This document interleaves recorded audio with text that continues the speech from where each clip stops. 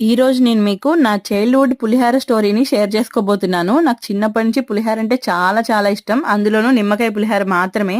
అది కూడా నాకు మా అమ్మ చేస్తేనే బాగా నచ్చుతుంది. అంటే ఇంకెవరైనా చేసినా కూడా నచ్చుతుంది. నేను చేసుకుంటే మాత్రం నాకు నచ్చదు. మేబీ ఆ తాలింపు వాసనంతా చూడడం వల్లేమో. నాకు చిన్నప్పటి నుంచి కూడా చింతపండు పులిహోర కంటే నిమ్మకాయ పులిహోర అంటేనే చాలా చాలా ఇష్టం. చాలా మంది నిమ్మకాయ పులిహోర అంటే అన్నం మిగిలిపోతే చేసుకునేది అన్నట్టుగా అనుకుంటారు. అలా ఏం కాదు. వేడివేడిగా అన్నం వండుకుని, మంచిగా తాలింపు పెట్టుకుని, నిమ్మకాయ పులిహోర కలుపుకొని తింటే ఆ టేస్ట్ నెక్స్ట్ లెవెల్‌లో ఉంటుంది.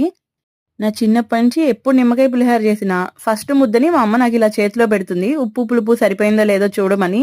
ఆ ముద్ద రుచి మాటల్లో వర్ణించేది కాదింకా.